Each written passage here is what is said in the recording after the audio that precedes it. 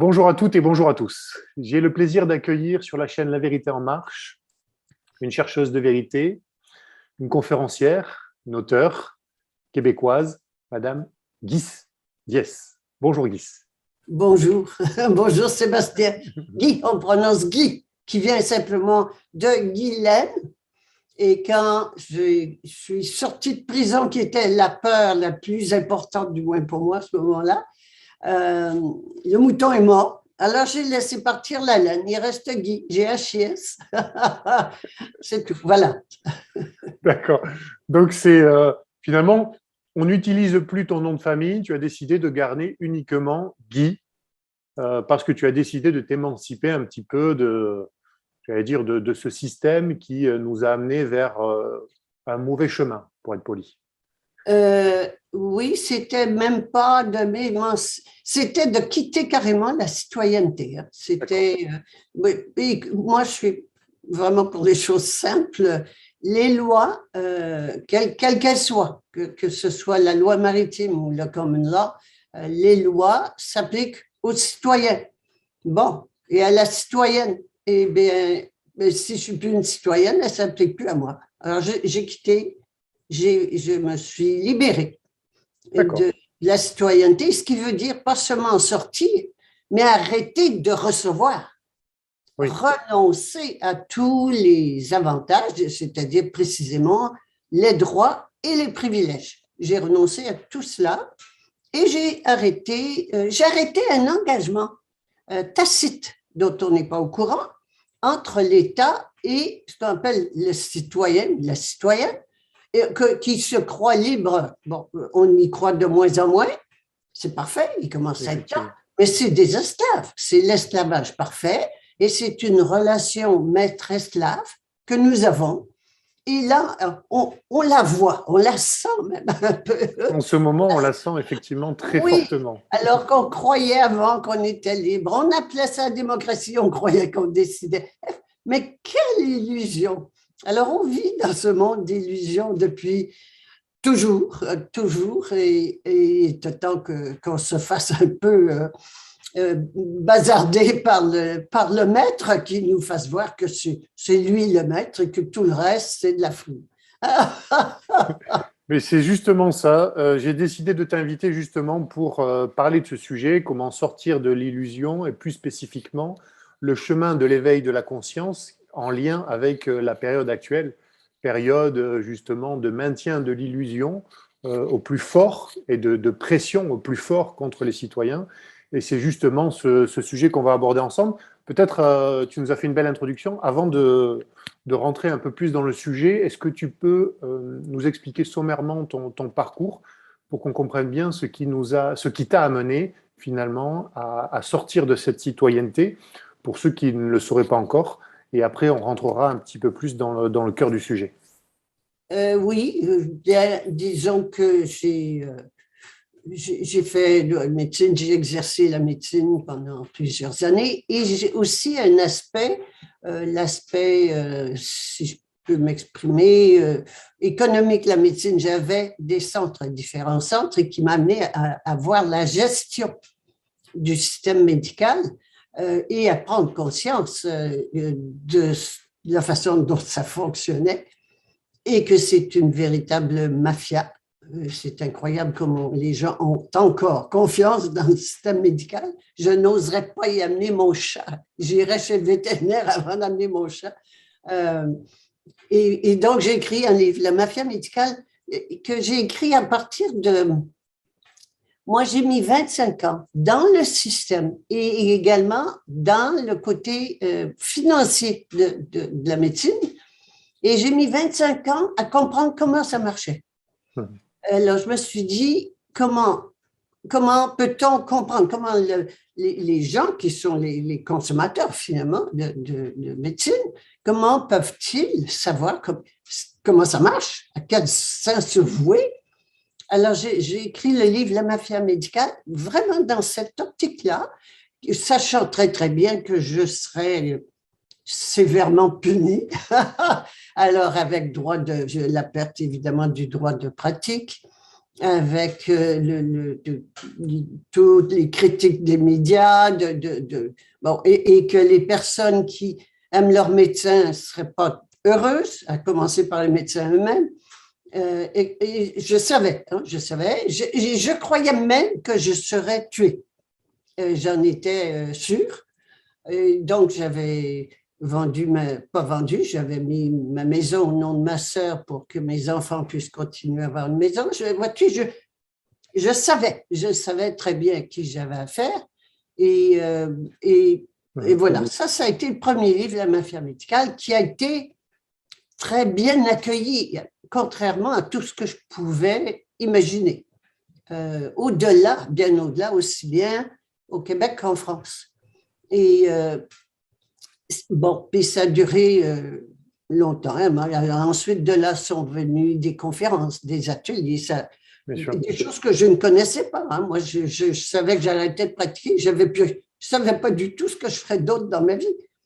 Alors, c'est comme ça que j'ai fait beaucoup de conférences. J'ai écrit un deuxième livre en 2001. Le premier était en 1994. Le deuxième livre était en 2001. Que diable suis-je venu faire sur cette terre? Parce que la solution, moi, je suis toujours très forte sur la solution. Les problèmes, on peut toujours les voir, mais la solution est importante.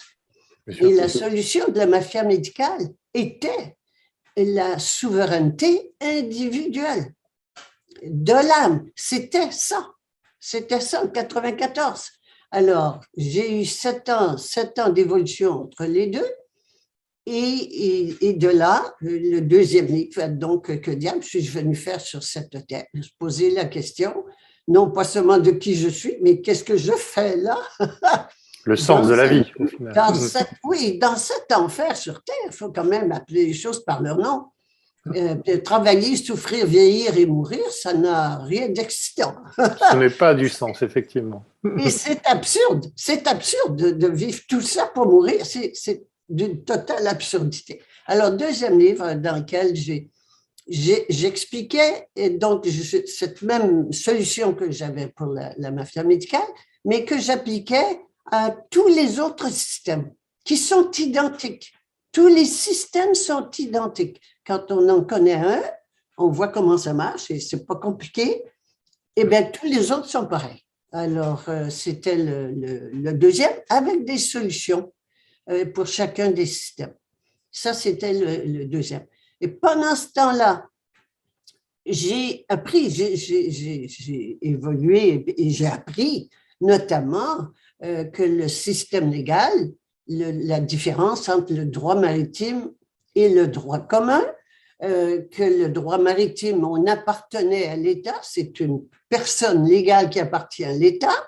Le droit commun, c'est une personne naturelle, mais qui est aussi encore sous juridiction de quelqu'un d'autre. Or, la souveraineté individuelle, et il n'y a plus de juridiction extérieure. Souveraine veut dire l'autorité suprême. Alors, où elle est à l'extérieur, et je suis l'esclave d'un maître extérieur, ou bien elle est à l'intérieur, et je suis maître de ma vie. Et ça ne veut pas dire que je fais ce que je veux, comme je veux, n'importe quand. Ça veut dire que ce qui est maître en moi, ce qui est souverain en moi, c'est mon âme. Oh, c'est quoi ce truc-là? Alors oui, c'est l'âme qui est souveraine. Je compare ça à un arbre avec les racines et puis le feuillage. Eh bien, qu'est-ce qui passe en premier? Ben, c'est les racines. Les feuillages n'étant que la manifestation. Eh bien, la santé, c'est pareil. Quand mon corps est malade, c'est que mon âme est malade. Mais elle n'est pas malade, mais ce n'est pas elle qui mène. Oui. Et donc, elle n'a pas de priorité. Et ça m'a amené également sur le plan de la société à faire les mêmes conclusions. Je regarde aujourd'hui 1%, c'est pas grave les chiffres, mais 1% domine et exploite 99%. Alors, ma première question, c'est est-ce nouveau qu'une minorité domine et exploite la majorité? Ben non, comme tu dis, ça a toujours été. Bon, alors, on ne va pas chercher des solutions pour aujourd'hui, on va aller à la racine du problème. Quel est-il le problème qu'on a toujours, que ça a toujours été une minorité qui domine, exploite la majorité? Alors là, ce qu'on fait aujourd'hui, on blâme les 1%. Peut-être qu'on pourrait, et on les traite de psychopathes. Et encore là, il faut arrêter de se mentir. Et parce que tu parles de vérité, on va en parler de vérité. Oui, oui. Comment appelles-tu des gens qui confient leurs enfants, l'éducation de leurs enfants, la gérance de leur argent, l'avenir de leur pays, etc. Comment les appelles-tu quand tu confies tout ça à des psychopathes?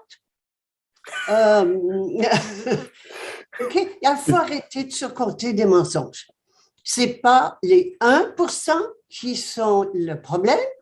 On va aller voir les 99%. Que faisons-nous? Hein? On ne fait pas comme ça, on fait comme ça. Le doigt vers soi. Que faisons-nous? Les 99% que nous continuons après des milliers d'années à être dominés et exploités. Ah, eh bien, la réponse est simple. Nous donnons priorité à notre avoir sur notre être. Donc, nous sommes achetables. Et être achetable, ça s'appelle comment? La corruption. Nous sommes toutes et tous corrompus. Et qu'est-ce qu'ils ont, les 1%? Ils sont un peu plus que nous. Et donc, ça a l'air plus sympa pour eux que pour nous. Alors, c'est très juste. Nous sommes corrompus et donc ça ne sert à rien d'essayer de changer de gouvernement, de couleur, de parti, de machin. On le sait, ça ne change rien. On a tout essayé, ça ne changera rien, absolument rien. Le 1% ne changera jamais. Est-ce que les 99% vont changer? Et si nous ne changeons pas, il n'y a rien qui va se passer. Alors, quelle est, oui, la racine du problème? Parce que ce que nous vivons en ce moment, c'est intéressant, c'est une peur d'épidémie. Enlevons la peur, il n'y a plus d'épidémie. Tout à fait. Enlevons la peur, il n'y a plus de domination et d'exploitation. C'est parce qu'on a peur qu'on est achetable, qu'on vend notre âme pour assurer la sécurité et le bien-être de notre corps. Alors, est-ce qu'on va changer cela? Est-ce qu'on est prêt à changer cela et aller à la racine d'autres problèmes, pas essayer de changer les manifestations du problème, aller à la racine. Et la racine, c'est qu'on a oublié qui on est. On a oublié que l'autorité suprême, c'est important, les mots, le dictionnaire le dit, il n'y a pas 50 définitions, il y en a une. Autorité suprême, c'est la souveraineté. Le mot souveraineté veut dire autorité suprême. Suprême, c'est qu'il n'y en a pas au-dessus. Tout à fait. Ah, alors, et là, on va comprendre que le pays ne peut pas être souverain. C'est important. On veut retrouver, on dit les pays sont en train de perdre leur souveraineté. Ils ne l'ont jamais eu. Quand on est souverain, ça ne se perd pas la souveraineté. Je suis l'autorité suprême. Je ne peux pas la perdre. Il n'y a personne qui peut me l'enlever. Même s'il me tue, je la donne. Si je ne la donne pas, je n'acquiesce pas à donner ma souveraineté. Je n'acquiesce pas. Mais personne ne l'aura. Alors, ça ne se perd pas, la souveraineté. C'est donc que la souveraineté des pays, c'est faux. Ça a toujours été faux. Il faut voir qu'on a vécu dans un monde et qu'on vit encore dans un monde de mensonges complet, 100%, un monde d'illusion. On vit l'illusion du monde, mais on ne vit pas le monde. C'est très difficile à entendre, ça, pour beaucoup. Parce que il y a beaucoup. C'est très difficile à entendre parce que ça implique de remettre en question la majorité, finalement, de ses propres conditionnements. Et ça fait peur. Tout. Absolument tout. tout est à remettre en question. Est-ce que ça vaut la peine? Parce que, je veux dire, je suis quand même consciente de ce que ça représente. Est-ce que ça vaut la peine? Est-ce que ça vaut la peine de donner, parce que concrètement, ça veut dire de donner priorité à son âme sur son ego. Hein, l'ego étant mon gouvernement extérieur, individuel de moi. C'est ça. Est-ce que ça vaut la peine? La question, je peux le dire parce qu'après quelques années d'expérience à le faire, l'apprendre, le pratiquer, mais je n'ai qu'un regret, c'est de ne pas l'avoir fait plus tôt. La vie est tellement facile, j'arrête de me soucier du futur parce que je sais que le futur, c'est mon âme qui va le créer. Je lui donne carte blanche. C'est plus moi qui décide. J'ai plus besoin d'assurance, j'ai plus besoin de passer au futur et j'ai plus besoin d'avoir peur. C'est fini la peur de l'humanité. Wow, wow, wow. Écoutez, il n'y a qu'une seule maladie, en tant que médecin, évidemment, je ne répète plus ce que j'ai appris à l'école de médecine. L'école de médecine, c'est une école de maladie, c'est pas une école de santé. Mais la seule maladie, il n'y en a qu'une, c'est la peur. Et la seule peur, c'est la peur de la mort. Ah, eh bien, si je suis l'autorité suprême, donc des conséquences évidentes, si je suis l'autorité suprême, c'est ce qu'on appelait Dieu, qu'on installe dans un grand fauteuil au ciel. Non, non, non, non. C'est à l'intérieur de tout, de toutes les créations. Toute création, l'esprit créateur est à l'intérieur et non pas à l'extérieur. Mais s'il n'est pas à l'extérieur puis qu'il est à l'intérieur, eh bien, j'obéis à mon esprit. Je suis l'esprit créateur. J'obéis à mon esprit créateur qui, à l'intérieur de moi, s'appelle l'âme. Ben, il n'y a plus de séparation. Et s'il n'y a plus de séparation, il n'y a plus de peur. Alors, c'est fini. Alors, je vous le dis, on est arrivé là. L'être humain a arrêté d'avoir peur. Ça ne nous appartient pas, la peur. Ça appartient à une mentalité, à une prison mentale que nous nous sommes créés, qu'on nous a créés et qu'on continue d'accepter, où on se croit inférieur sur le plan spirituel à des religions, à des spiritualités. C'est pareil, hein? C'est tout pareil. On a des gourous, on a même un pape qui vient de nous déclarer que la piqûre, la picouse est un acte d'amour. Alors, c'est clair. C'est du non-sens, là, effectivement. C'est pas du non-sens, c'est qu'il affiche ses couleurs. Ah oui, complètement. Ça a toujours été faux. Le pape a toujours été au service des puissants. Des puissants. Et la même chose sur le plan matériel, le gouvernement qui a créé l'ONU de toutes pièces, a créé la guerre pour en conclure l'ONU, créer l'ONU à la suite de la guerre, ONU qui est un gouvernement mondial. Et donc, quand il décide de faire une épidémie, quelle qu'elle soit, paf, il décide et tous les pays obéissent. Alors, c'est toutes des hiérarchies de dominant-dominé, de haut en bas, qui fonctionnent, et c'est tout faux. C'est tout faux.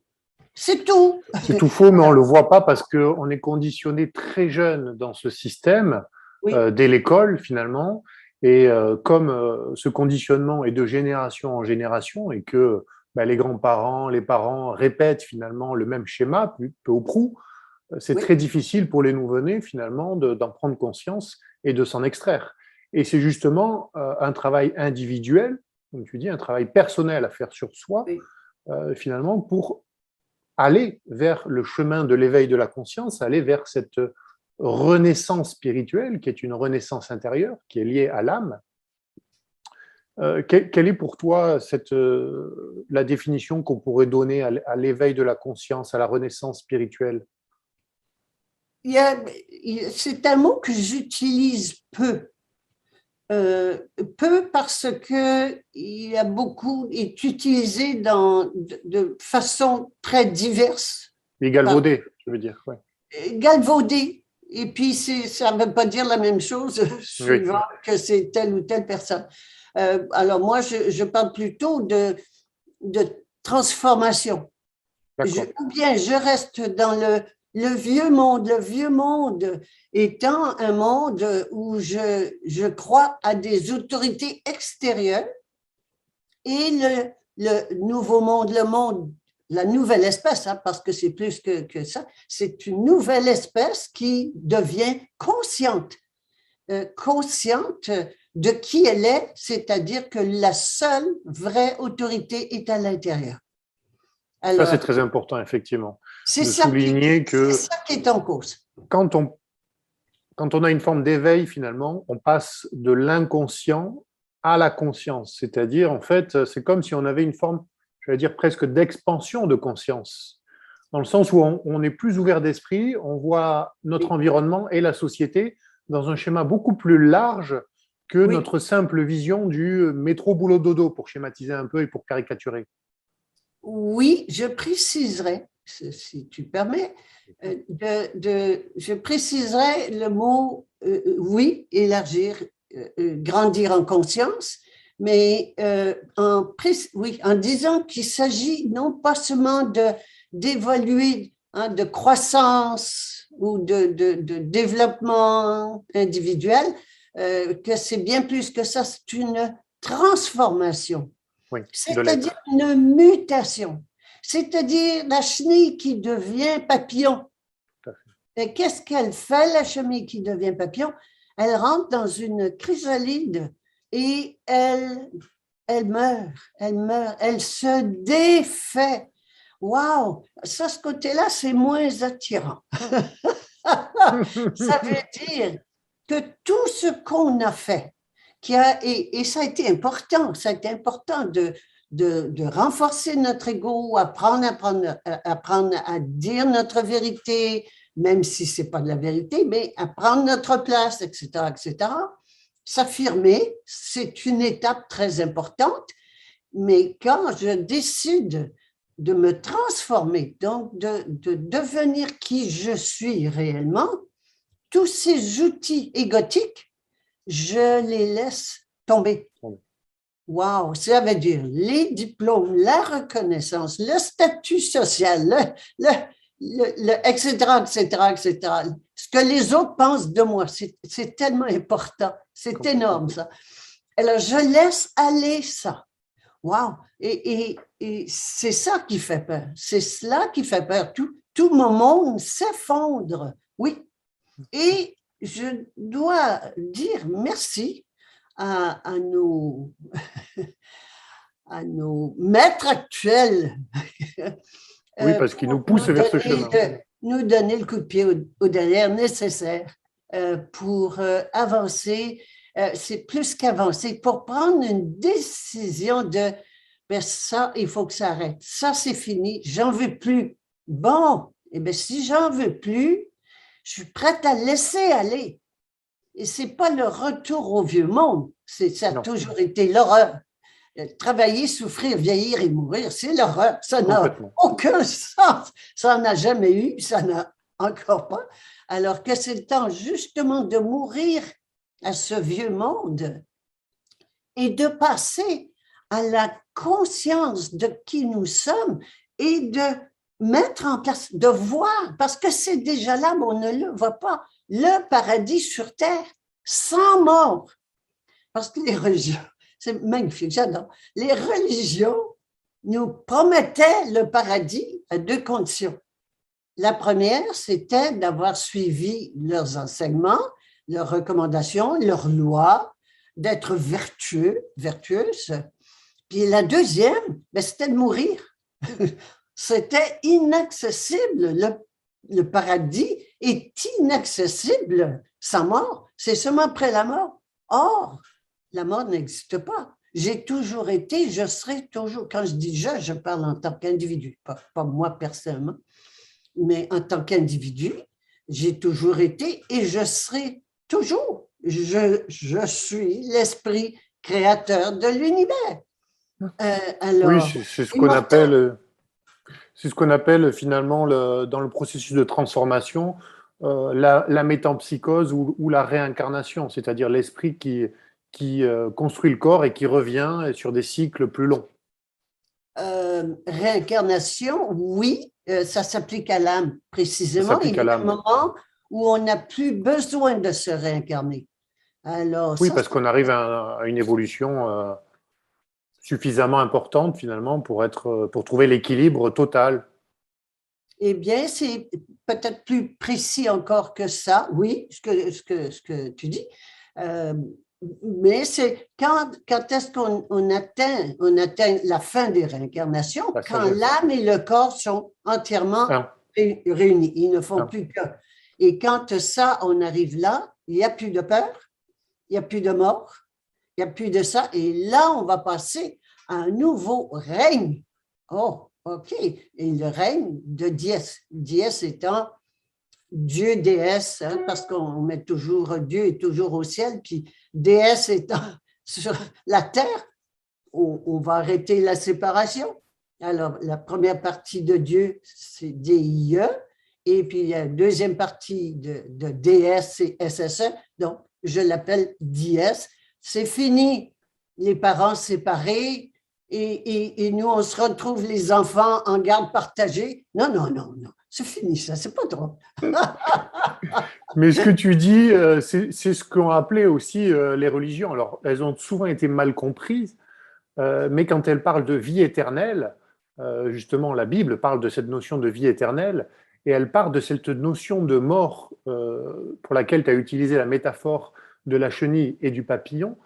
Je pense à l'évangile de Jean notamment, lorsque un individu qui s'appelait Nicodème, c'est dans l'évangile au chapitre 3, verset 3, je crois, de Jean, un individu qui s'appelait Nicodème, qui était chef des religieux juifs, dit à Jésus, lui demande en fait comment peut-on finalement revivre après la mort. Et lui, il lui dit, si un homme ne naît de nouveau, il ne peut voir le royaume de Dieu.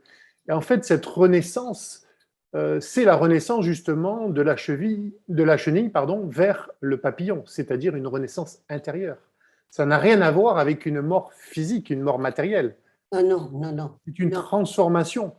C'est que C'est parfois ça a été mal expliqué, probablement peut-être par des religieux, ou ça n'a pas été suffisamment finalement introduit auprès des euh, fidèles. euh, Et ça les a un peu éloignés finalement de la compréhension d'eux-mêmes. Écoutez, moi, je n'ai aucun respect pour les religions. Je vais être clair. C'est du mensonge, de l'exploitation pure et dure. Les spiritualités, encore là, c'est la séparation. Tant qu'il y a de la séparation, quand je dis j'ai pas de respect, les religions, ça a été, on cite la Bible ou les évangiles ou machin, c'est écrit par qui? Ça a été remanié. Je ne veux rien savoir de ça. Moi, Oui, je pense que c'est écrit par des sages à l'origine. Et parce qu'il y a des copistes qui ont répété de fil en fil. C'est comme un peu les mythologies grecques, j'allais dire. Si on les a de nos jours, 2500 ans après, c'est parce qu'il y a des gens qui ont été des copistes et qui ont répété, qui ont copié dans des monastères de manière rigoureuse ces textes sans essayer j'allais dire, de les travestir du mieux possible. Après, qu'ils étaient dévoyés au fil du temps, mal interprétés, ou ça, je suis totalement d'accord avec toi. Mais je pense qu'avant tout, la religion est conçue peut-être comme une forme de cure de l'âme, c'est-à-dire, même si le message après a été, j'allais dire, je redis, dévoyé, c'est d'abord une cure de l'âme, c'est-à-dire c'est d'abord une structure de société qui correspondait à une époque, qui essayait finalement d'amener les individus vers quelque chose de plus positif pour eux, mais qui était à travers une démarche de prière, une démarche sans forcément les amener à se connaître eux-mêmes. Simplement, quelque chose qui les amenait vers le mieux, le bien, on pourrait dire. oui. Et les religions ont eu leur raison d'être. Hein? Elles ont été, oui, elles ont été bénéfiques au moment où c'était le temps. Euh, Exactement. avec, bon, leurs excès, tout, c'est pas grave, c'est pas grave. J'ai été Oui. élevée dans la religion et j'en suis fort heureuse. Alors, je vais quand même dire ça, même si je dis que je ne crois plus, je n'accorde rien, ni aux religions, ni au gouvernement. On n'en a plus besoin. Voilà, c'est ça que je veux dire. Ça a été des choses nécessaires qui ont fait leur temps et qui merci beaucoup. Hein, merci, c'est fini. Et la même chose, la religion, plusieurs ont mis de côté la religion, mais on a jeté le bébé avec l'eau du bain. On n'a pas besoin de jeter le bébé avec l'eau du bain. Je suis très heureuse d'avoir été élevée dans la religion catholique. J'en suis sortie quand j'ai vu que c'était ce que c'était, que bon, ce qu'il y avait d'autres d'abus de pouvoir. J'en suis sortie, mais je suis restée avec comment dirais-je, de savoir qu'il y a autre chose, qu'il y a autre chose que simplement la matière, le corps dans lequel je vis. Alors, et donc, ça m'a permis de chercher et de continuer à chercher l'autorité. Alors, ça là-dedans, je vais préciser peut-être. Moi, je suis venue au monde avec un conflit d'autorité. Chacun son conflit, et le mien était très, très, très précis. Et ce qui m'a amené à chercher l'autorité tout le temps, à la chercher partout, à l'extérieur, jusqu'au jour où j'ai pris conscience qu'elle était à l'intérieur. Alors, et donc, c'est comme ça que j'ai réalisé que la seule vraie autorité qui s'appelle la souveraineté, que la seule vraie autorité est à l'intérieur de l'individu et de toute création, mais il est temps qu'on s'en aperçoive, il est temps qu'on en prenne conscience, et c'est là qu'on est rendu. Donc, c'est pour ça que les religions n'ont plus leur raison d'être, parce qu'elles sont encore dans la séparation autorité-obéissance. Et quand il y a une séparation entre autorité et obéissance, les deux vivent dans la peur. Autorité a peur de perdre son autorité et obéissance a peur de perdre sa liberté. Et c'est la guerre perpétuelle. C'est ça la guerre dans laquelle on vit. Alors on a peur. C'est la peur qui mène la guerre, qui mène à la guerre. Et donc, moi, mon grand défi en ce moment, qui est absolument évident depuis cette peur d'ennemi, justement, c'est une épidémie de peur. De peur. Oui, mais tant qu'on arrête d'avoir peur. Alors, qu'est-ce qui fait la peur? La séparation autorité-obéissance.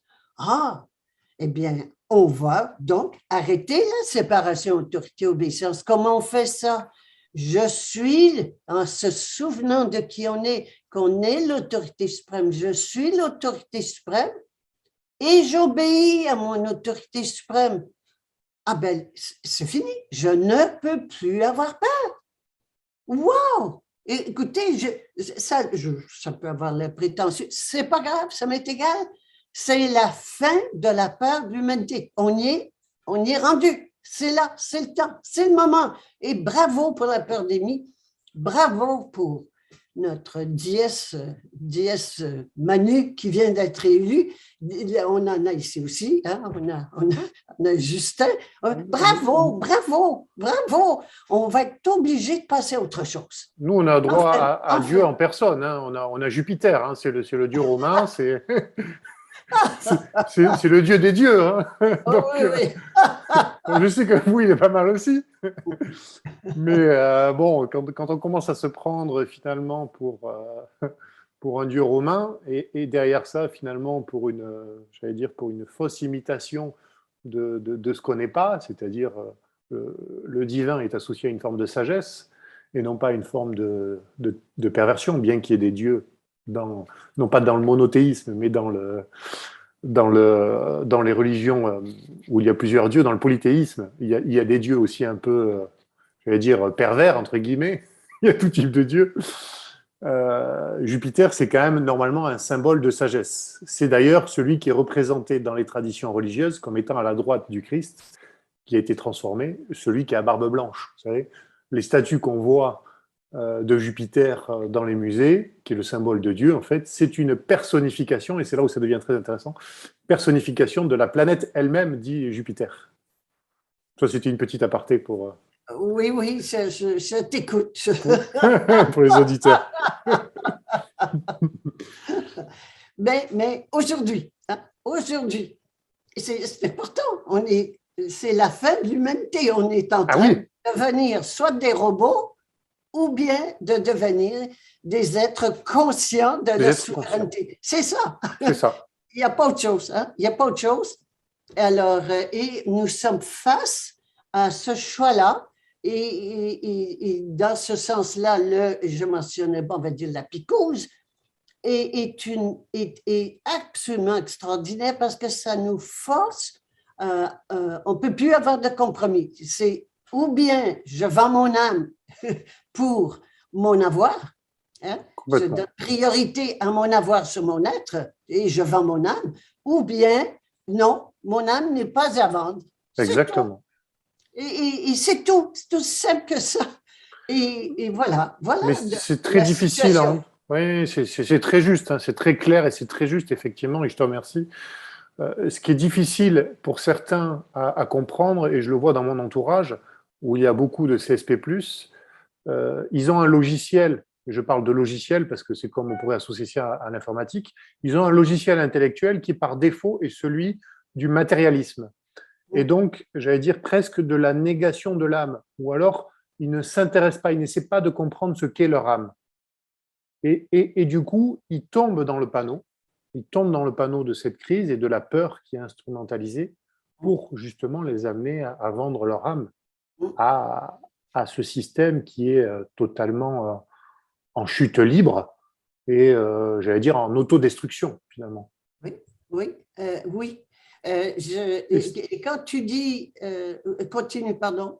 non, non, non, ce que je voulais dire, c'est que c'était très juste ce que tu disais, je remarquais que souvent c'était très difficile à comprendre pour beaucoup de gens qui n'avaient pas leur intuition ou qui avaient un logiciel intellectuel qui était purement matérialiste.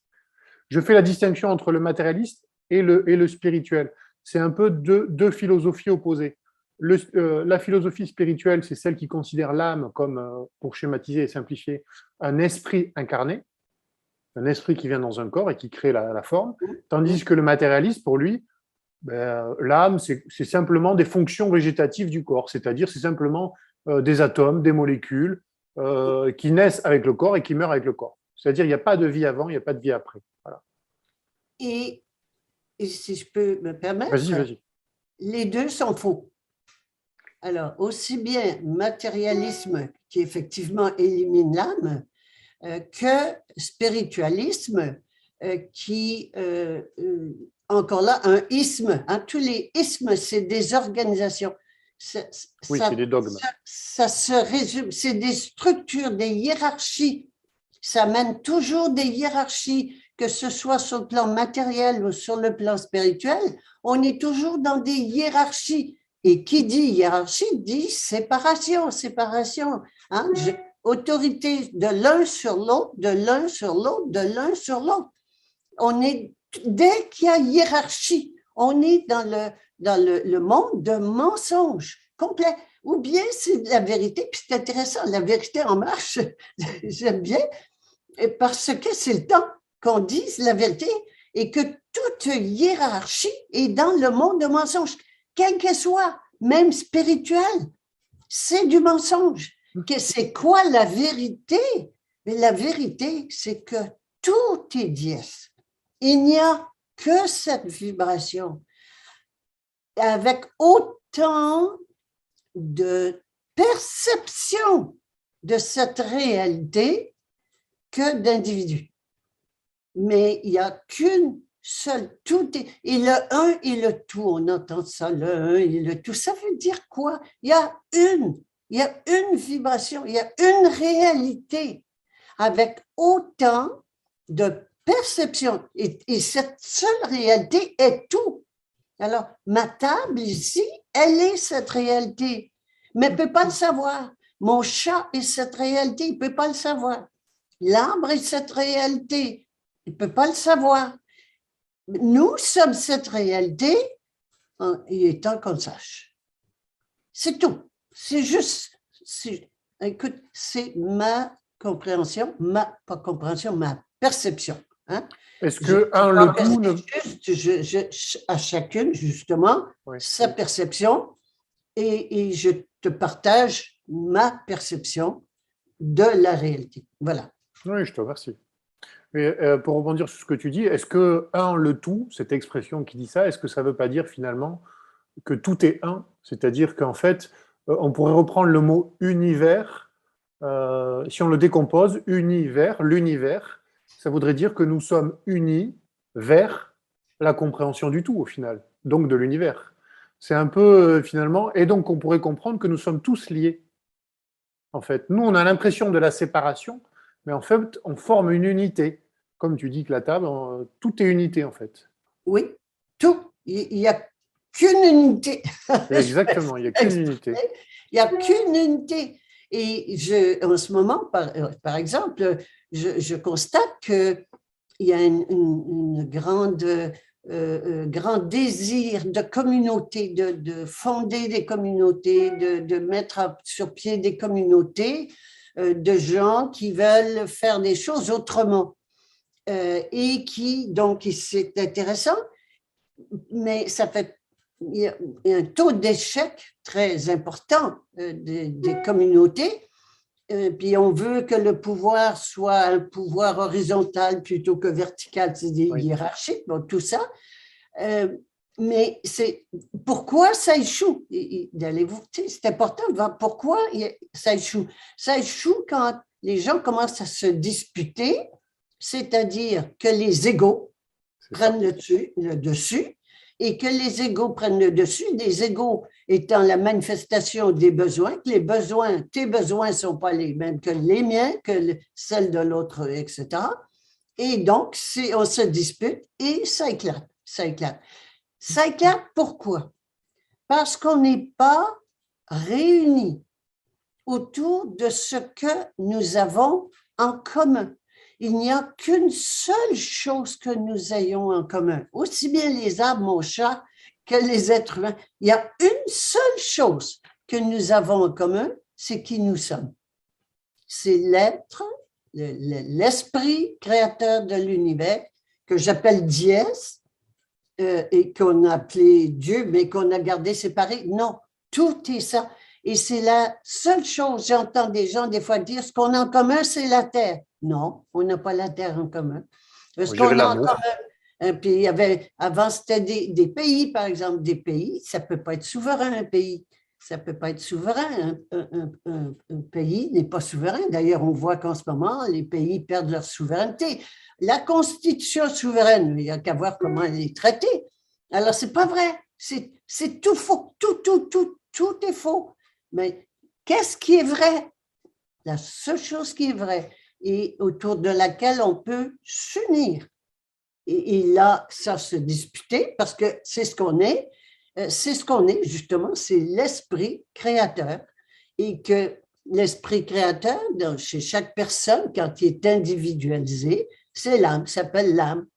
Mais c'est ça. L'esprit avec un grand E, on est d'accord. Pour le distinguer du mental. Pas intellectuel. Pas l'intellectuel, oui, voilà. L'esprit avec un grand E.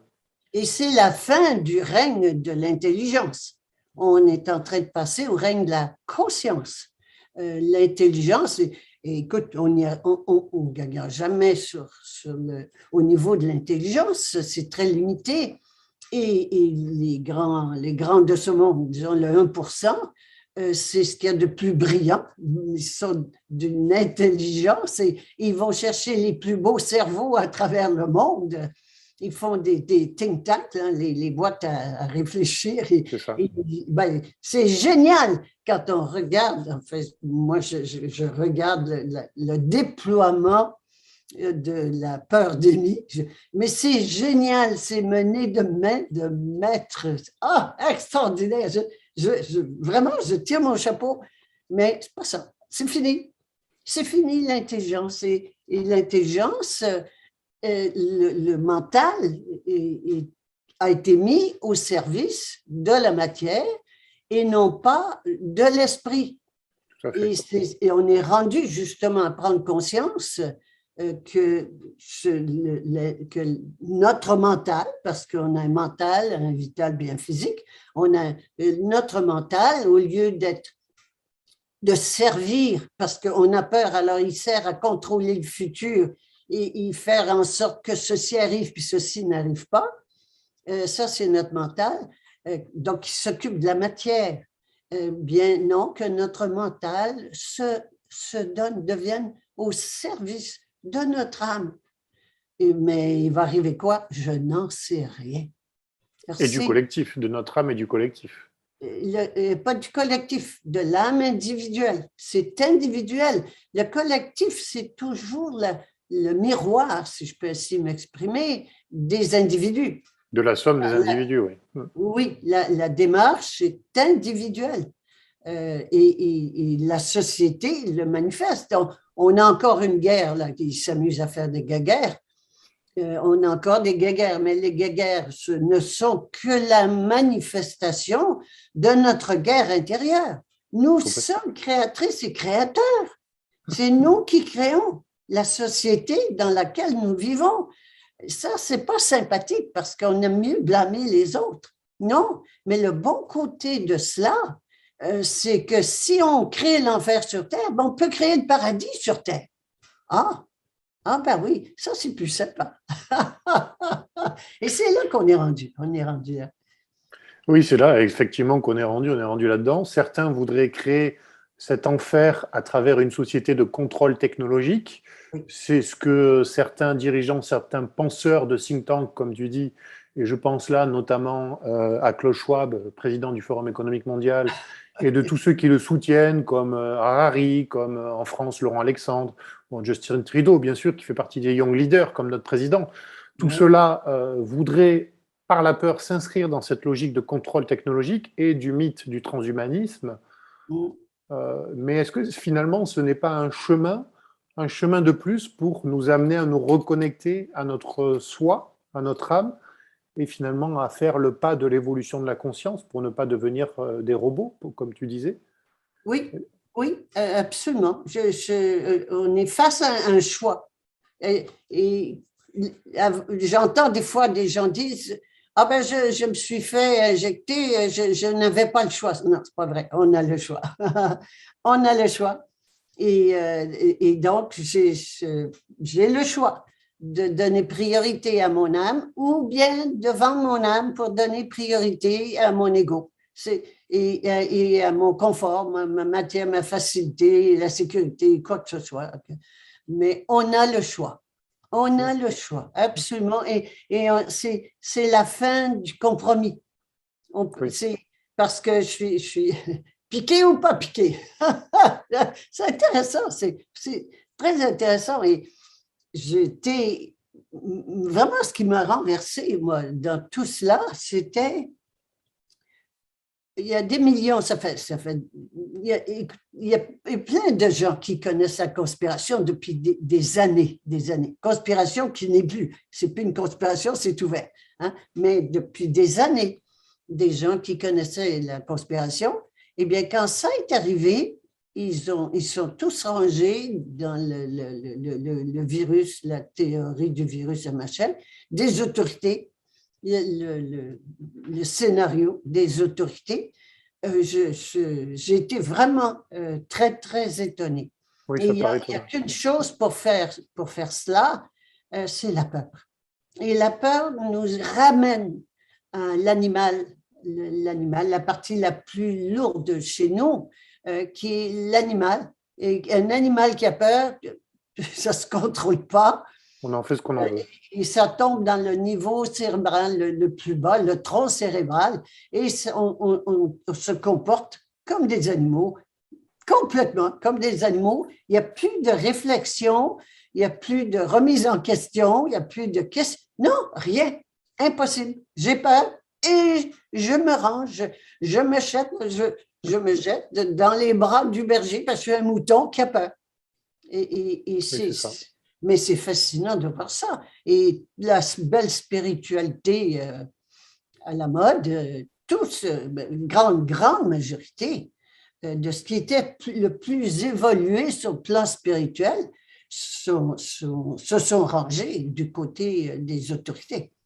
Alors, Ce qui est paradoxal, enfin, c'est-à-dire ceux qui sont, j'allais dire, officiels, mais il y a quand même beaucoup de gens qui sont dans le milieu de la spiritualité, qui ne sont pas liés aux organismes dits officiels.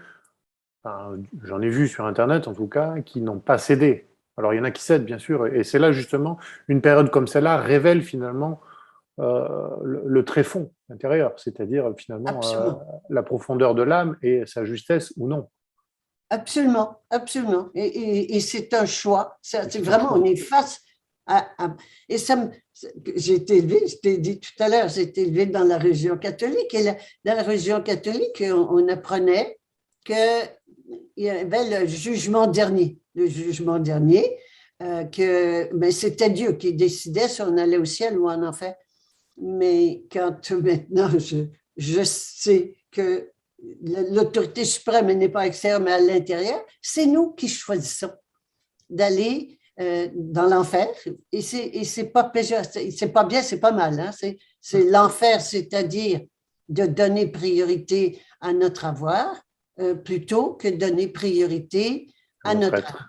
Oui.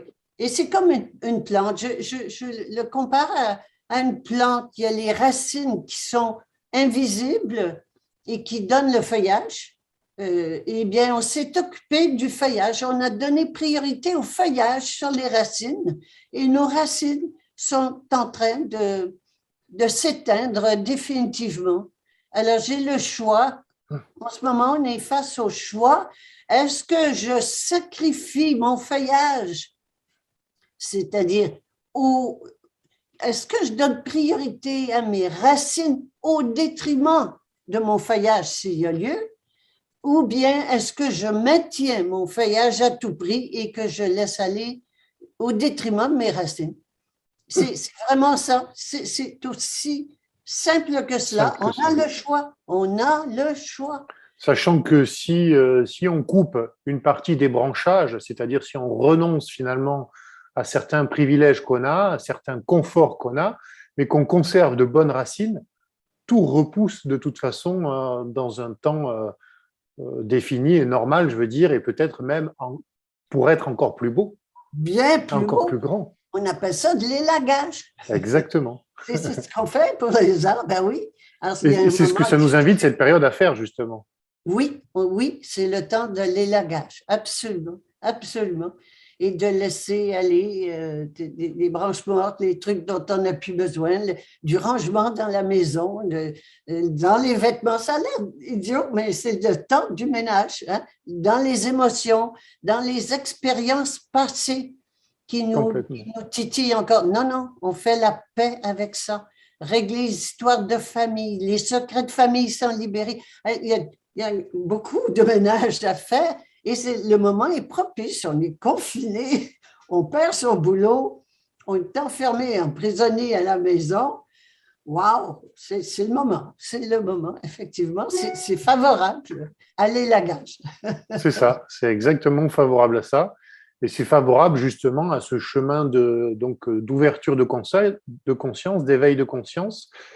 Et toi, tu as fait un schéma justement qui est très révélateur de cette évolution, qui s'appelle le grand portrait de l'évolution de la conscience humaine, que je voudrais vous partager et que tu pourrais commenter un petit peu dans les grandes lignes pour nous donner, pour comprendre en fait justement quel processus. Alors bien sûr, c'est ton interprétation, mais c'est quand même une interprétation qui est fidèle, j'allais dire, dans l'ensemble, hein, même si c'est un peu plus segmenté peut-être, un peu plus scientifique, puisque tu as une formation de scientifique.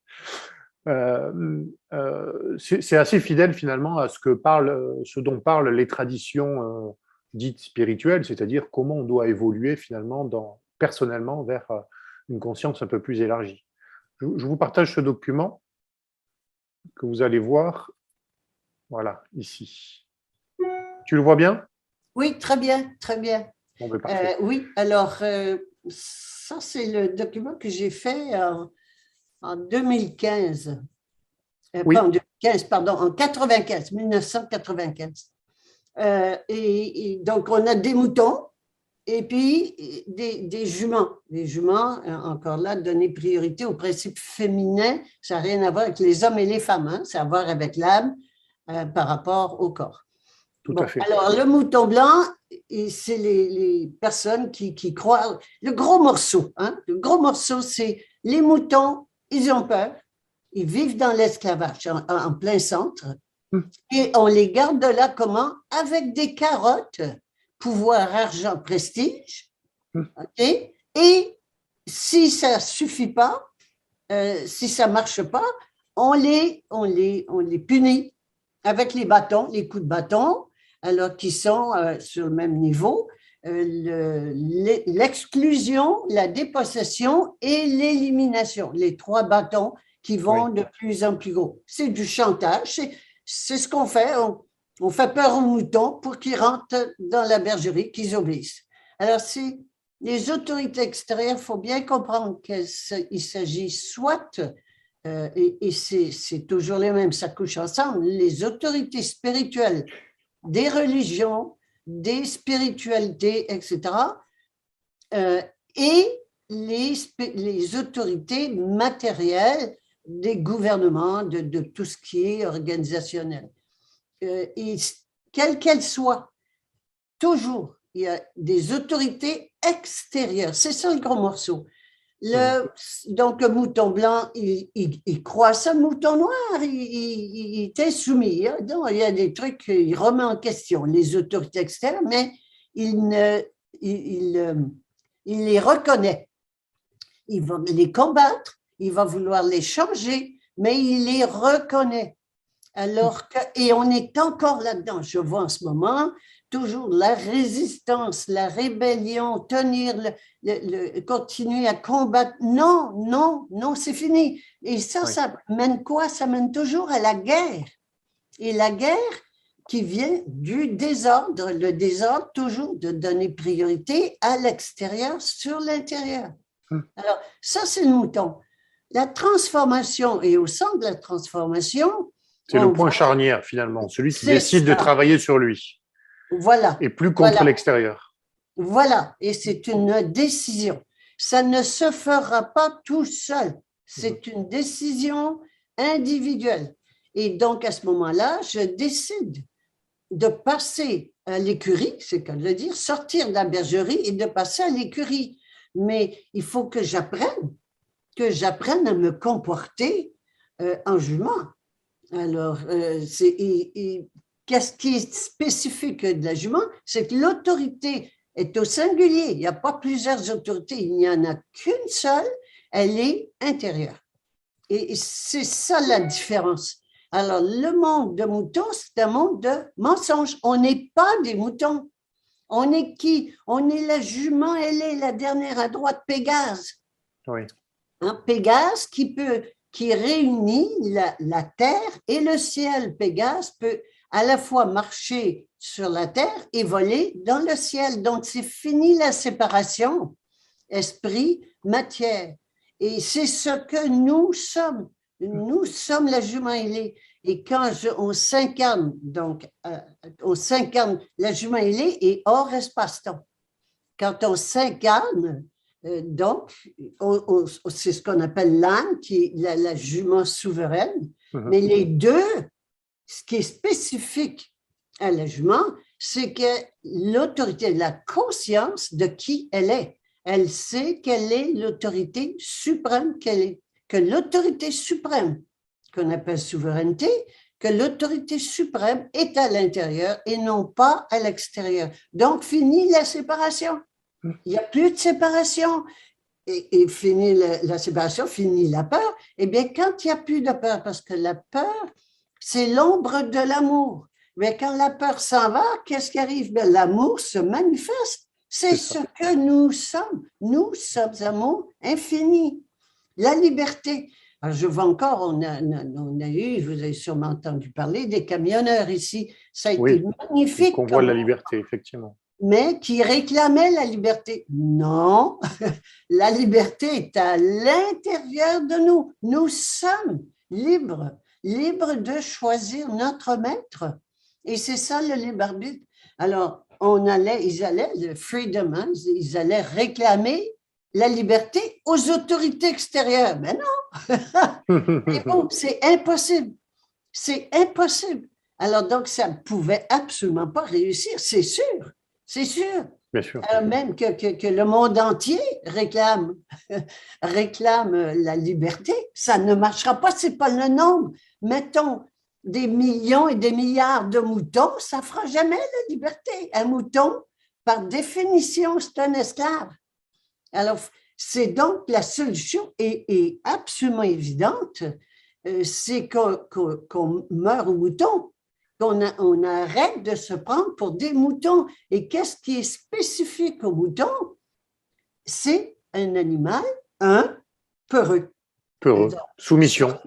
Sortir de l'animalité et sortir de la peur. Et quand je sais qui je suis, je ne peux plus avoir peur. C'est moi qui crée. Et c'est moi qui crée ce qui m'est arrivé. Donc, je peux réparer mes peines passées. Et c'est moi qui crée ce qui va m'arriver.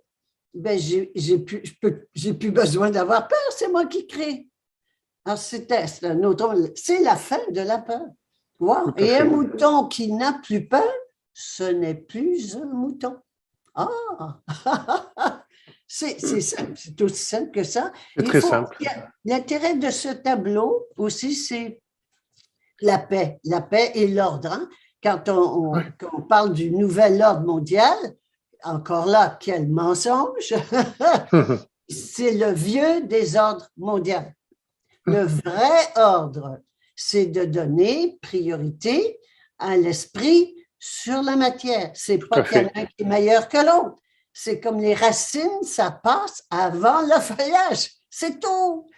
Et on est toujours dans des notions de hiérarchie. Non, non, non, non. La hiérarchie, oui, est à gauche, à côté d'autorité extérieure. On voit le triangle, la hiérarchie. Mais si on regarde du côté de la jument, on a quoi? On a le disque de l'esprit, de l'amour. De l'esprit, mais le disque, oui, c'est-à-dire que tout est esprit. La conscience que tout est esprit, alors automatiquement, c'est un disque, il n'y a plus de séparation. Tout à fait. Et il n'y a plus de hiérarchie. Il n'y a plus de séparation, plus de hiérarchie. Alors, le cercle représente le ciel, l'esprit, justement, alors que le carré représente plutôt la terre. Et c'est d'ailleurs pourquoi l'homme de Vitruve, notamment, où on voit un homme qui entre à l'intérieur d'un carré et d'un cercle, est l'équilibre finalement entre la terre et le ciel. Oui. Voilà, celui qui a été peint par Léonard de Vinci, l'homme de Vitruve. Oui, et alors, je vais t'avouer quelque chose. Oui. Je suis très ignorante de toutes ces choses-là parce que, pour deux raisons. J'ai quitté l'école à l'âge de 14 ans. Ils m'ont mise à la porte. Bon. Et j'ai été 3 ans sans aller à l'école. Et comme je ne savais pas ce que je ferais, j'ai dit, bon, ben, vaut mieux aller, aller chercher un diplôme quelconque. Et donc, je suis ignorante, j'ai beaucoup d'ignorance. Et quelque part, ça m'a servi. Ça m'a permis d'aller aux choses importantes dans l'école pour avoir le diplôme et non pas la culture. Tout à fait. J'adore la culture, donc j'aime ça d'entendre raconter ces choses-là, mais c'est pas mon créneau. Ce n'est pas non, c'est pas mon créneau. Alors, je suis ignorante de ces domaines et de ce domaine.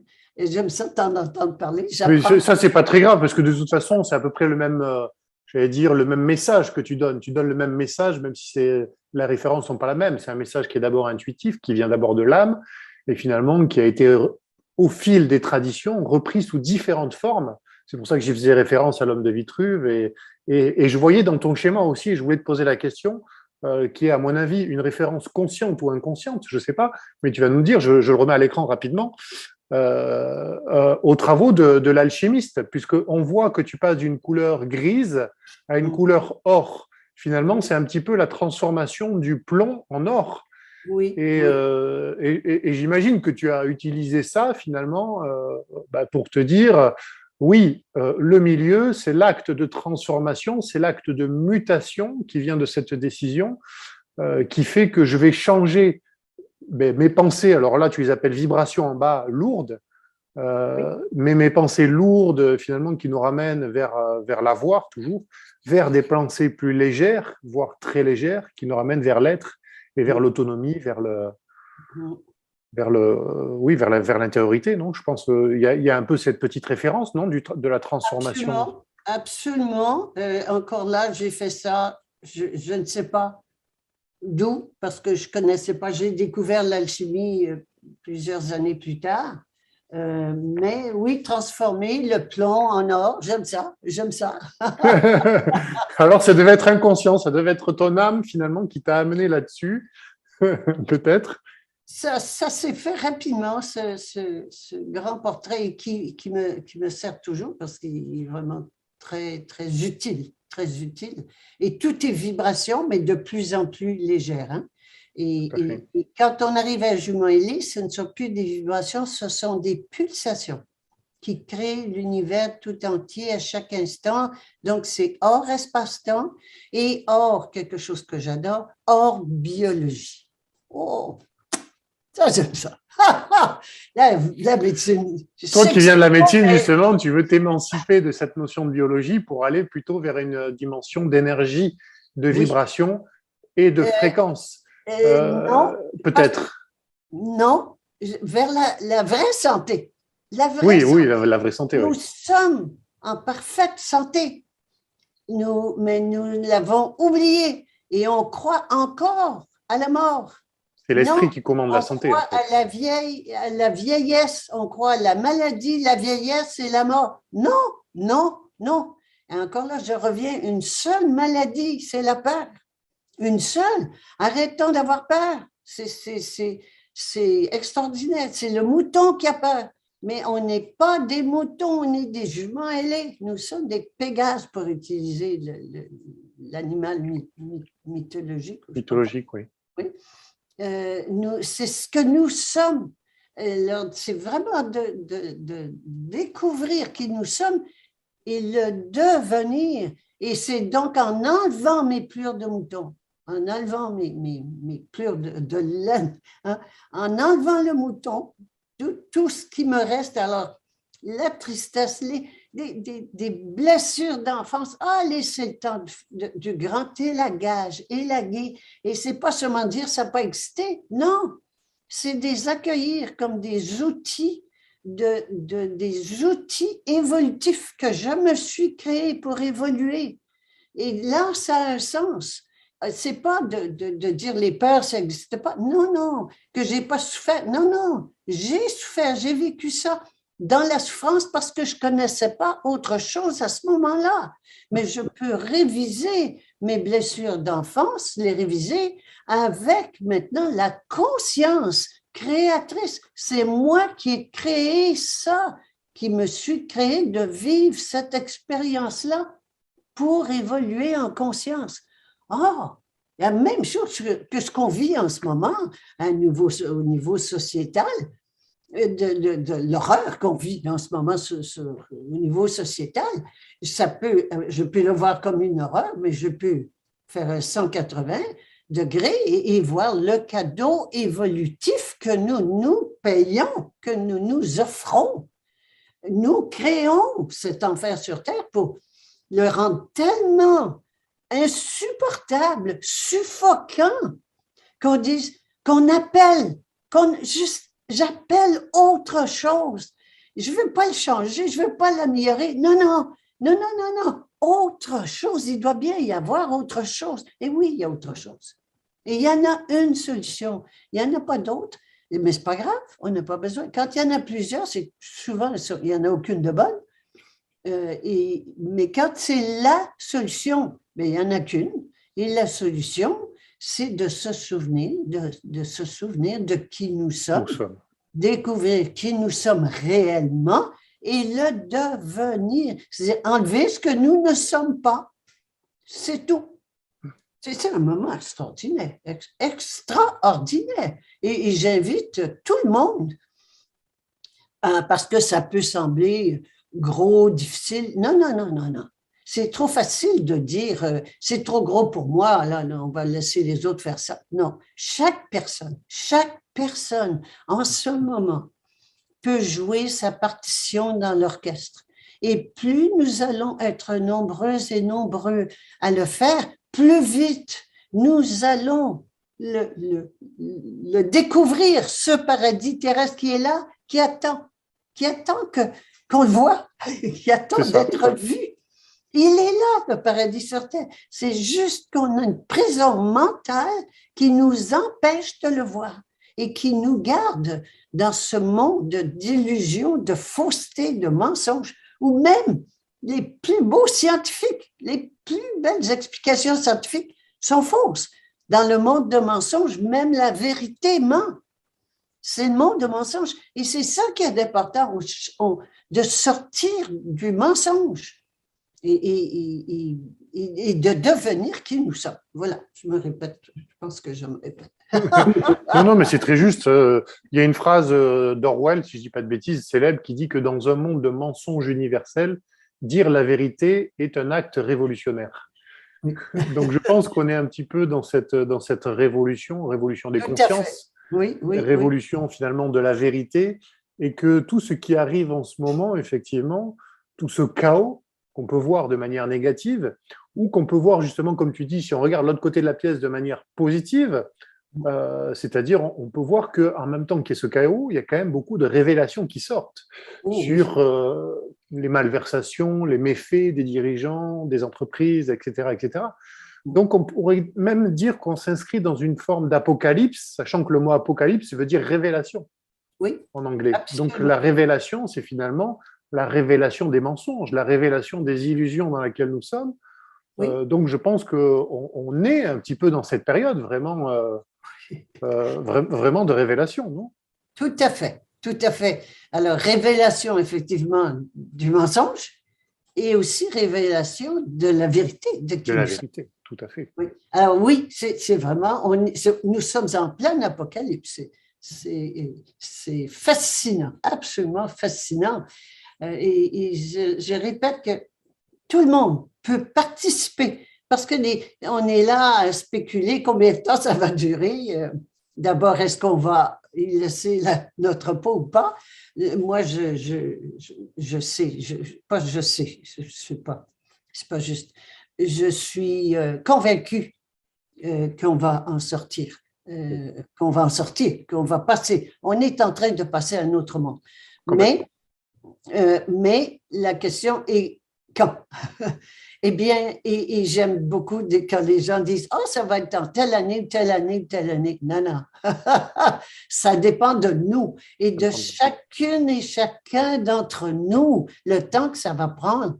Et souvent, l'exemple que je donne, c'est même on est dans un orchestre, hein, on fait partie d'un orchestre et d'amener l'harmonie justement dans cet orchestre, que tout le monde vibre sur la même vibration.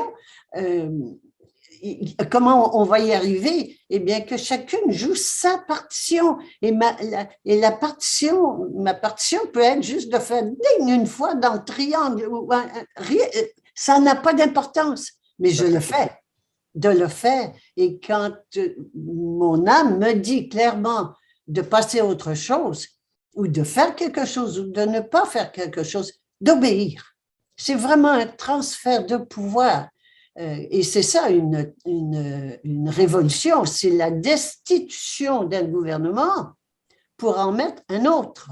Et c'est donc la destitution du gouvernement de notre ego pour instaurer le gouvernement de notre âme. Et l'âme, elle est où? Elle n'est pas en dehors, elle est à l'intérieur. Elle est souveraine, c'est l'âme souveraine. Juste ça, c'est la vie tellement facile. J'écoute mon âme. Puis si je ne suis pas sûre, j'attends, je lui demande d'être plus précise. J'écoute mon âme et je le fais. J'obéis. Ah, puis c'est fini. Je ne peux plus avoir peur. Non, il n'y a plus à avoir peur, effectivement. C'est fini. Wow! waouh, waouh. On vit un moment extraordinaire, extraordinaire. Ah, on vit un changement de civilisation comme rarement il y en a eu. Et ceux qui en ont conscience, comme toi, comme d'autres, c'est presque excitant, j'ai envie de dire, à partir du moment où on Oui, abandonne nos peurs et on se rend compte qu'on est dans un basculement total de civilisation. Ce n'est pas seulement un basculement économique, c'est un non, non, changement de paradigme complet. C'est-à-dire que complet. ça n'a rien à voir même avec les révolutions industrielles, la première, la deuxième. Là, c'est Non, un changement d'état d'esprit, oui, absolument. beaucoup Oui. plus profond. Donc, c'est vrai Ah que oui, c'est oui, assez. absolument. Ah oui. Et je Ah, pense qu'on le vivra. Je ne m'aventurerai pas sur la date, mais je pense qu'on le vivra de notre vivant dans un laps de temps plus ou moins court. qui dépend de nous, Dépend aussi de nous, dépend bien de sûr. nous, qui dépend strictement de nous. Et Et de tous les auditeurs, bien sûr, qui nous écoutent. ah bien, quand je dis de nous, C'est nous, c'est tout le monde. c'est tout le monde. Hein. Et concrètement, j'invite à arrêter de s'intéresser au plan des mondialistes. C'est leur programme, ça n'est pas le nôtre. Et d'arrêter de dire ils viennent de faire ça, ils vont faire ça, ils se proposent de faire ça. Oui, Arrêtez, arrêtez, arrêtez ça, de s'occuper de notre programme individuel, de notre évolution à nous, pas de l'évolution de leur programme. C'est tout écrit, c'est tout coulé, c'est là, hein, puis ils avancent là-dedans très, très, très fermement. Mais nous, notre programme, quel est mon programme? Et c'est ça qui est important. Le programme individuel de chacune et de chacun d'entre nous et d'arrêter d'attendre que quelqu'un d'autre le fasse pour nous, de faire nous notre partition, de jouer notre partition dans l'orchestre harmonique de l'humanité. C'est fascinant, absolument fascinant. c'est une belle métaphore, effectivement, qu'on participe tous à un orchestre harmonique et qu'on doit trouver sa note, finalement, sa place, simplement pour harmoniser ce nouveau monde qui est déjà là en réalité. Il n'est pas à Oui, construire, il est déjà là. Il y a il est beaucoup là. d'initiatives qui vont dans le très bon sens, justement, de ce nouveau monde, qui ne sera pas celui des élites. Mais c'est très juste de dire qu'il faut arrêter de perdre son temps à essayer d'analyser ce qu'ils font et qu'il faut plutôt le consacrer à soi et à la construction de ce nouveau monde, parce que finalement, c'est leur donner encore trop de crédit à eux et perdre son énergie pour eux au lieu de se l'accorder à soi. Et de se garder dans la peur. On se Et garde dans en la plus, peur. tout à C'est un fait. monde de peur. Non, on s'en va dans le monde d'amour. Et c'est. Et pour moi, cette année, c'est l'année où on transforme la peur d'épidémie, hein, l'épidémie de peur.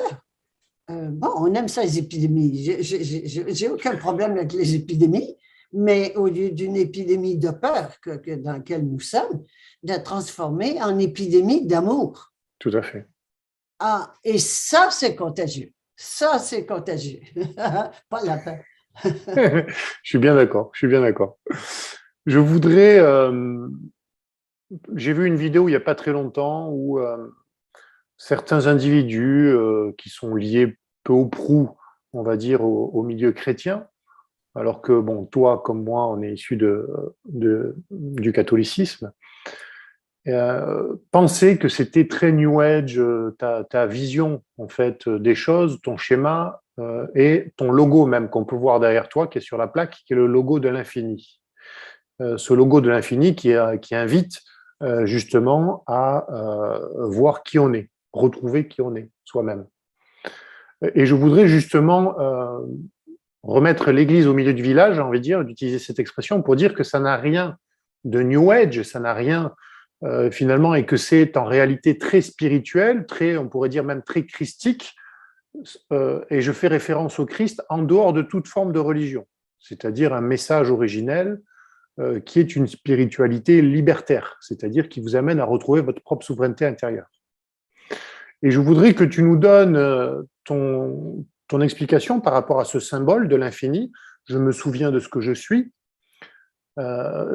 Pourquoi tu as choisi celui-là? Et puis je vais vous partager une icône qui va vous faire comprendre le lien qu'il y a entre le symbole que tu as choisi et justement l'esprit christique puisque c'est ce symbole infini qui représente aussi le 8, représente également, on le sait peu, mais la personne du Christ. Et la personne, justement, dans les traditions, elle représente justement le 8, qui est le nombre du juste. Et le nombre du juste est représenté dans les cartes de tarot par, justement, le chiffre 8, qui est la justice. La justice tranche au milieu. Pourquoi l'infini? Parce que si on coupe au milieu de l'infini, il y a deux parts égales. Dis-moi d'où vient ce symbole, pourquoi tu l'as choisi comme ça, et puis je vous partagerai ça après. Bien, alors oui, on le voit sur Oui, on le voit derrière, effectivement. sur la table. C'est la plaque automobile du Québec. Et la plaque automobile du Québec dit « Je me souviens », ce qui est la devise du Québec, et avec un numéro. Et donc, moi, non, je ne suis pas un numéro, nous ne sommes pas des numéros, et je me souviens de quoi? Alors, c'est comme le jour du souvenir, le 11 novembre, on se souvient des guerres, des morts, des gens qui ont combattu pour leur pays, des héros de guerre, en fait, tout ça, hein, tout et qui est relié à la mort, à la guerre, etc.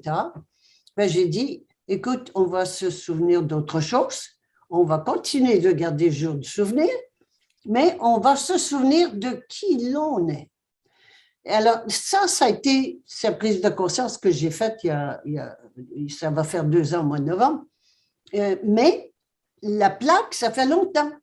Je ne pouvais absolument pas supporter de rouler avec qu'on ait toujours la plaque avec des numéros. Et pour eux, on est des numéros, comme les animaux qui ont le truc dans l'oreille avec un numéro. Hein. Et j'ai dit, non, c'est pas ça qu'on est, et c'est pour ça que j'ai changé la plaque. C'est la même plaque, c'est les mêmes dimensions. D'accord. Regardez, là, je me souviens, à la place de l'emblème, donc ah ben oui, on va. Oups! De l'autre côté, de l'autre côté. Voilà, oui, c'est parce que oui, c'est inversé sur l'écran. À la place, à gauche en haut, c'est l'emblème du Québec, qui est fleur de lys bleue. J'ai remplacé ça par un cœur. Et c'est donc, je me souviens de qui je suis, qui suis-je? Amour infini. D'où l'infini qui vient, c'est l'amour dans le cœur à gauche et le chiffre infini. Je ne suis pas un numéro, puis je ne suis pas limité. Les numéros, les chiffres sont toujours limités. Tout à fait. Nous sommes illimités, nous sommes amour infini. Voilà ce qu'on est. Alors, voici la réponse. Ben, c'est très juste, effectivement, l'infini, nous sommes illimités, c'est une belle réponse. Mais si on le tourne, ça donne le chiffre 8. Le chiffre 8, c'est le chiffre un petit peu de l'infini. Et je vais vous partager, justement, pour remettre l'église au milieu du village et que les chrétiens arrêtent de t'attaquer indirectement ou par méconnaissance. Hein. Nous ne sommes pas là, nous n'avons pas vocation à combattre, je dirais, le scepticisme. J'aime pas trop cette phrase, mais je vais la dire quand même, le scepticisme de l'ignorance, comme disait Schopenhauer. Mais cette représentation qui a été dessinée au XIe siècle et qui représente le 8 christique, mais qui est le signe de l'infini, en réalité, a été faite par Saint Gilles de Montoire et on le retrouve dans différents écrits, dans différentes gravures, et elle représente justement le Christ et, comme je disais tout à l'heure, finalement, la justice à travers finalement l'équilibre parfait à la jonction des deux boucles. C'est pourquoi, justement, je vous disais, la carte de tarot est souvent représentée par un symbole de justice qui a une balance, qui a une épée, et l'épée est censée trancher au milieu, justement, pour avoir le meilleur des équilibres. Donc, les symboles sont souvent utilisés ou réutilisés, j'allais dire peut-être un peu de manière inconsciente, hein, c'est comme les couleurs, hein, tu les as utilisées, tu ne savais pas tellement, mais il y avait quelque chose au fond de toi qui t'a amené à utiliser ça. Peut-être que ça a été marqué inconsciemment dans ton éducation catholique, hein, et puis que après, en faisant ton travail intérieur, tu t'es émancipé du dogme pour aller vers la vérité intérieure. nous sommes toutes et tous le produit des gens qui sont passés avant nous. Tout à fait. Alors, je ne crois pas, moi, qu'on invente quoi que ce soit. On répète, on précise, on améliore, mais c'est ça l'évolution. Effectivement, je ne crois pas, et je ne fais plus de citer des auteurs, je ne le fais plus, parce que je ne crois pas à ça. Je ne crois pas à ça. Tout est là, et plus on évolue en conscience, plus on le découvre. Mais c'est là, ça a toujours été là, ça sera toujours là. Puis, il y en a qui le découvrent et on en profite. Tout le monde en profite au fur et à mesure. Voilà. Merci, je ne connaissais pas cette quoi, mais c'est très joli, très joli. J'aime beaucoup. C'était simplement pour expliquer effectivement qu'on a l'impression parfois qu'on dévoie un message alors qu'on dit le même message mais sous une forme différente. Absolument. Et qu'il y a un fil d'Ariane, un fil conducteur, un fil invisible, finalement dans toutes les formes de spiritualité, que ce soit des spiritualités orientales ou occidentales, et que ce fil se retrouve parfois dans les religions, même si elles l'ont perverti, dévoyé, mais que lorsqu'on fait ce travail sur soi, ce travail de transformation que tu invites à faire, chacun justement pour conduire sur ce chemin de l'éveil, de la renaissance, eh bien, lorsqu'on fait ce travail, on retrouve ce fil conducteur qui existe un peu partout et qui existait aussi dans la philosophie. Hein. Oui, parce que dans la philosophie, c'est d'abord la philosophie, c'est d'abord une quête de sagesse et une quête j'allais dire de volonté de retrouver justement qui on est. Ça me fait penser à une phrase de Platon qui exprimait finalement la différence de cette notion d'individualité. Lui, il expliquait que l'âme, avant de venir dans un corps, était ce qu'il appelait une monade. Une monade, c'est une unité, en fait. Et lorsqu'elle rentre dans le corps, elle devient une dyade, donc une individualité. Et lorsque, justement, après, l'individualité fait qu'on est hypnotisé par nos sens, par l'extérieur, donc par le monde des illusions.